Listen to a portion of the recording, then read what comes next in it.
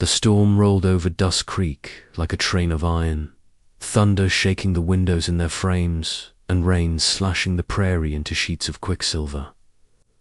Somewhere between the second crack of lightning and the first scream, I turned and fired. The man at the end of the alley had already lifted his pistol. Mine spoke faster. He folded into the mud behind the saddle and spur, hat spinning away like a broken wheel. "Callahan," May Delaney shouted from the saloon doorway, hair pinned and eyes hot as lantern glass. "You keep bleeding like that and I'll charge you for staining my steps." "I'll pay in the morning," I said, though I doubted it. I pressed a palm to my shoulder where the slug had kissed through flesh and swayed when the thunder pealed again. Deputy Harlan Pike barreled out of the rain with his badge tilted and his boots, trying not to slide. He knelt over the man-eyed. Shot swore under his breath, then tipped his chin at me. "Self-defense," Pike said. "You saw him pull first. I saw him think about it." "Good enough for me," I said. "If he's got friends, they'll think louder." Pike's jaw worked. "Word as a bounty's pinned up in Cheyenne, somebody's looking for a woman. Says she's dangerous because she won't do what men tell her. Rich man's poster, rich man's paper. You keep your head down, Ethan." I grunted, then cinched my coat and headed into the black mouth of the storm. My horse, a shaggy blue roan with more sense than patience, carried me north across the flats, where lightning stitched the sky and smell of wet sage crowded the lungs. I didn't think about the man in the alley. I didn't think about the blood warming my shirt, or about the war years that still woke me before dawn with my heart charging against my ribs. I thought about the letter I'd sent months ago. I'd written on a night like this. Fire snapping low, loneliness like a winter wolf outside the door, and a name on my tongue I'd never yet spoken aloud, Clara Davenport. The rant crouched. In the cut of two hills, windward and humble, fences mended and barn roof patched with tin, I slid from the saddle, jaw clenched against the drag of pain in my shoulder, and pushed through a skin of rain toward the barn. The lantern was where I'd left it, next to the hatch of oats. I struck a match and cupped it with my good hand. The flame leapt, fell, and settled into a steady little sun. That was when I heard at a breath not my own, a boot scuffing hay, the shiver of boards under weight. My horse lifted his head and blew softly, not alarmed, just listening. I listened. "Two. Come out," I said, voice low, quiet as a storm would allow, aiming to shoot as hard with one arm and no sleep. "Don't make me try." No answer. Only the old barn's timber sigh, the drip of rain finding a seam. I walked past the stalls and the mule's slow ear flick, lantern raised. The light touched the ladder to the loft and the rope swing I hadn't cut down, though there were no children here. And there between two bale's eyes the green of willow leaves after rain. She was curled like someone expecting a blow. Dress torn at the hem, a veil of wet hair stuck to her forehead.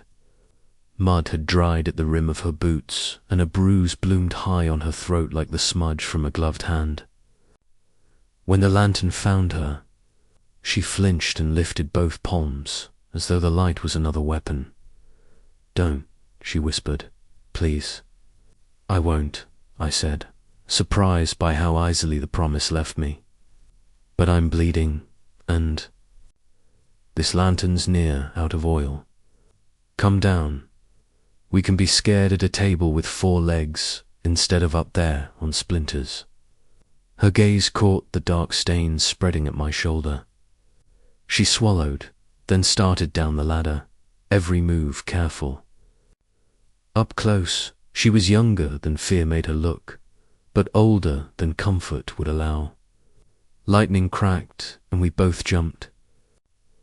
I steadied the ladder with my good hand until her boots touched earth. "What's your name?" I asked. She hesitated, and I saw the moment a door opening, a door shutting. "Clara," she said finally. "Clara Davenport." The name rang. Through me like a bell I'd wanted to hear and didn't expect to. I nodded once, slow. "Ethan Callahan," I said. "You picked a hell of a night to hide in my barn, Miss Davenport." "Mrs.," she said, and the word trembled anger or shame. I couldn't say, but not by choice. She stopped, eyes sliding toward the open gap between barn boards where rain stitched silver threads. "I'll go. I only needed a place to breathe." "You leave now and you'll drown in mud before dawn," I said. "Or run face first into the men who think a rich man's money is worth more than your lungs. Stay, we'll sort the rest. When the sky remembers how to stop." Her shoulders sagged. I could see the war inside her, the urge to bolt, the ache to rest. Finally, she nodded. I led her to the house, past the cottonwoods hissing under the rain and the dog I never named because names made things harder to lose. Inside, I set the lantern on the table. The room smelled of coffee, saddle soap, an old Would My Life boiled down to 3 simple notes. I tried to unbutton my shirt and failed. Clara stepped close, fingers sure despite the tremble, and opened. The blood-stuck fabric, while I stood as still as an oak and twice as unwilling. When the cloth fell, she sucked air through her teeth. "It's clean through," she said. "You need a bandage and whiskey." "I've got both," I said. "In that drawer. There's laudanum, if you plan to be generous." She moved like someone who'd tended wounds before. The touch of her was efficient, not tender, but it put a crack down the middle of a wall I'd spent years bricking up. The pain sharpened and then dulled under the burn of spirits, and I breathed again. When she tied the last knot, her hands lingered as if they'd forgotten how to be empty. "Thank you," I said. "You don't know me," she answered softly. "You should have thrown me out." "Maybe," I said. "But I sent a letter once to a stranger asking for something I had no right to ask, and she wrote back. Seemed only fair I returned the favor, one way or another." Her eyes flickered. "You wrote to the agency?" "I did." She looked away, and I let her. The fire clicked. The storm walked off a step. I poured 2 fingers of whiskey and pushed 1 glass toward her. She didn't take it. Instead, she reached into the lining of her coat and drew out a paper, folded and refolded until the creases shone. I knew before she opened it. The ink was black and slanted, the portrait a poor likeness, but not poor enough. "Wanted, Clara Davenport. Reward. His name is Horace," she said. "He owns half a bank and all the men who need it. He doesn't love me. He loves winning." I took the poster, felt the paper's tooth under my thumb. "He won't have this one," I said. "You can't know that." "No," I admitted. "But I know this. The road to my door is long, and I've got more bullets than patience." Lightning flashed again, and for a blink the window was a mirror.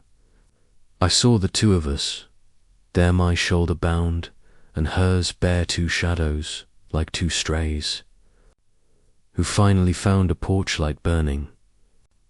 Then the mirror dissolved, replaced by darkness and rain. Somewhere beyond the cottonwoods, a horse wicket that didn't belong to me. Clara's eyes snapped to mine. I blew out the lantern. The room fell into the soft, breathing dark, and my heart began to count the seconds between thunder